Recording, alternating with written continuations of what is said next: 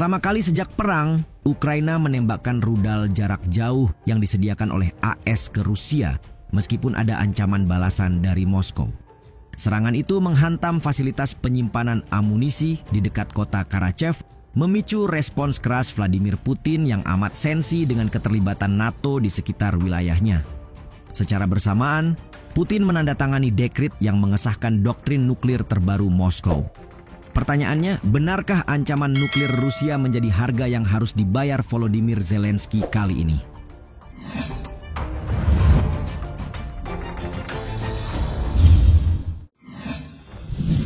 Serangan Ukraina hantam gudang senjata. Ukraina yang selama ini putus asa dan terus-terusan meminta agar AS membiarkan penggunaan senjata, akhirnya bisa bernapas lega setelah lampu hijau diberikan oleh Presiden Joe Biden.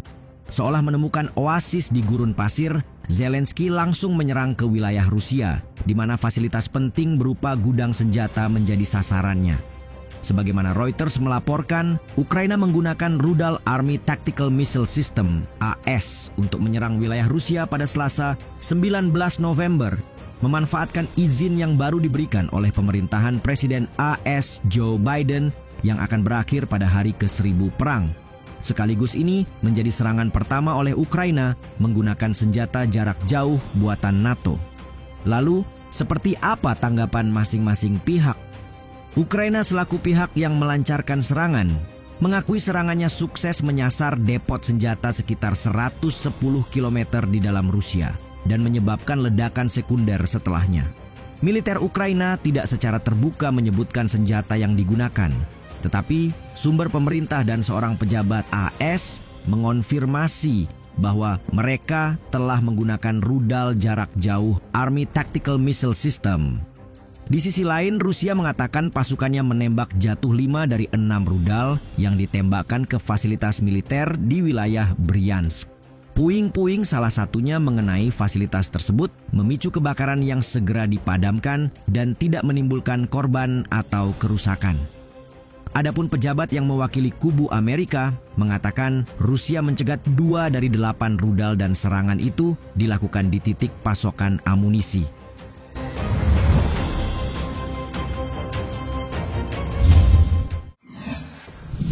Tanpa pengumuman, rudal yang berbicara. Tahukah kalian, serangan Ukraina yang menghantam pasokan amunisi Rusia terjadi sehari setelah laporan yang mengutip pejabat AS mengungkapkan sebuah ambiguitas. Bagaimana tidak, klaim awal menyebut Biden hanya menyetujui penggunaan rudal jarak jauhnya untuk menargetkan Kursk. Namun yang terjadi justru tak sesuai dengan informasi yang beredar luas. Sekadar mengingatkan, izin dari Biden dihubung-hubungkan dengan pengerahan 50.000 tentara Rusia dan Korea Utara di kawasan tersebut. Karena itu, para ahli kemudian menyebut informasi intelijen AS mungkin merupakan upaya menyesatkan, di mana Washington dan Kiev ingin mengejutkan Moskow. Analis dari Institut Studi Perang, George Barros, mengatakan kepada The Post bahwa laporan tentang serangan yang terbatas pada Kursk merupakan pengalihan informasi yang disengaja.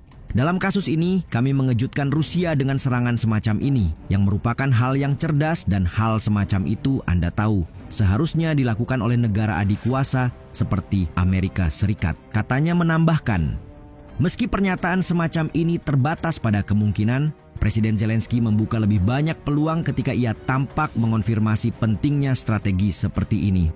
Ada banyak pembicaraan di media tentang kami yang menerima izin untuk tindakan masing-masing. Namun serangan tidak dilakukan dengan kata-kata. Hal-hal seperti itu tidak diumumkan. Rudal akan berbicara sendiri. Presiden Ukraina berkata dalam pidato hariannya tanpa memikirkan apa yang akan terjadi ke depannya.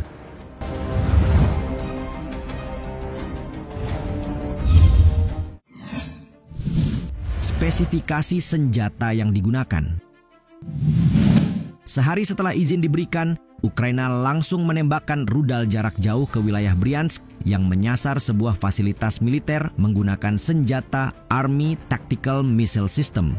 Jadi, seperti apa spesifikasinya? Sistem yang mampu mengenai sasaran hingga 300 km ini sangat penting bagi Ukraina.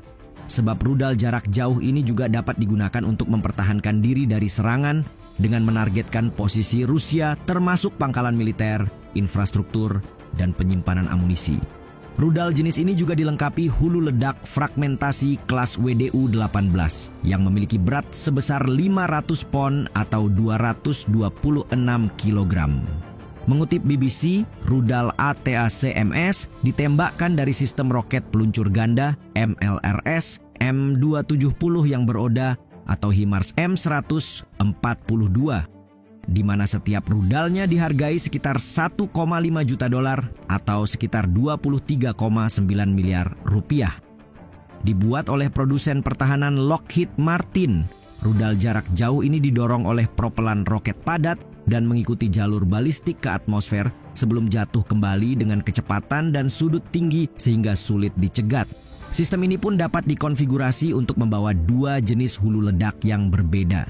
Pertama adalah klaster yang dilengkapi dengan ratusan bom kecil dan dirancang untuk menghancurkan unit-unit lapis baja ringan di area yang luas. Ini mungkin termasuk pesawat yang diparkir, pertahanan udara, dan konsentrasi pasukan. Tipe kedua adalah hulu ledak tunggal. Varian dengan daya ledak tinggi 225 kg ini dirancang untuk menghancurkan fasilitas dengan struktur yang lebih besar.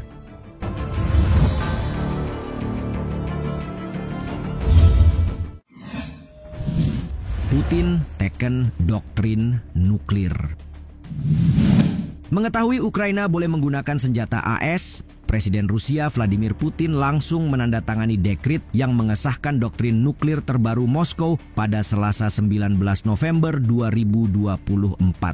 Pada dasarnya hal ini dilakukan untuk memperluas opsinya melakukan serangan nuklir. Adapun doktrin yang diumumkan Putin pada bulan September lalu mempertimbangkan serangan terhadap Rusia dan sekutunya oleh negara non-nuklir yang didukung oleh negara bersenjata nuklir sebagai serangan gabungan. Selain itu, Rusia dapat menggunakan senjata nuklir jika terjadi ancaman kritis terhadap kedaulatan dan integritas teritorialnya maupun terhadap negara sekutunya, Belarusia. Dengan adanya pembaruan, doktrin itu kini juga mencantumkan daftar pihak lawan yang menjadi sasaran penangkal nuklir, termasuk negara-negara penyedia peluncur rudal balistik yang mengincar Rusia. Sebelumnya, penggunaan kekuatan nuklir disebut hanya sebagai upaya terakhir untuk melindungi kedaulatan negara. Alhasil, peraturan baru mengirimkan peringatan kepada Ukraina, Amerika Serikat, dan pendukung bersenjata nuklir lainnya, terutama setelah serangan Ukraina yang menggunakan rudal Amerika belum lama ini. Bersama-sama, Rusia dan Amerika Serikat menguasai 88% hulu ledak nuklir dunia. Putin adalah pengambil keputusan utama Rusia mengenai penggunaan persenjataan nuklir. Terbaru, negara berjuluk beruang merah itu telah memulai produksi massal tempat perlindungan bom bergerak yang dapat melindungi dari berbagai ancaman buatan manusia dan bencana alam, termasuk radiasi dan gelombang kejut.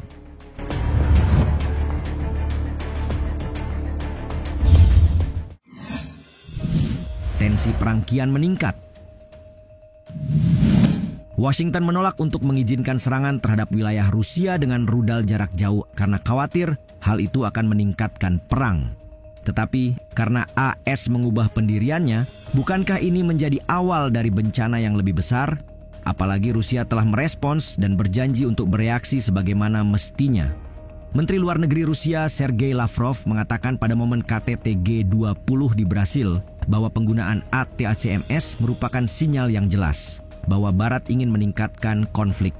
Beberapa pejabat termasuk Wakil Dewan Keamanan Rusia dan mantan Perdana Menteri Dmitry Medvedev bahkan memberi ancaman akan eskalasi dan perang dunia baru jika Ukraina menggunakan senjata jarak jauh. Karena itu, ketika serangan terjadi dan Putin menandatangani dekrit untuk memperbarui doktrin nuklirnya, parameter lantas berubah, mempertanyakan kapan Rusia bisa menggunakan senjata nuklir. Sebagai tanggapan, Jerman meminta bantuan Cina untuk menenangkan situasi. Kanselir Jerman Olaf Scholz mengatakan kepada Presiden Cina Xi Jinping bahwa dugaan pengerahan tentara korut oleh Rusia dalam perangnya melawan Ukraina berisiko memperburuk konflik. Di sisi lain, Kepala NATO Mark Rutte dalam keterangan yang dikutip CNBC memperingatkan bahwa Putin tidak boleh dibiarkan menang. Sebab menurutnya itu akan menjadi ancaman serius bagi semuanya.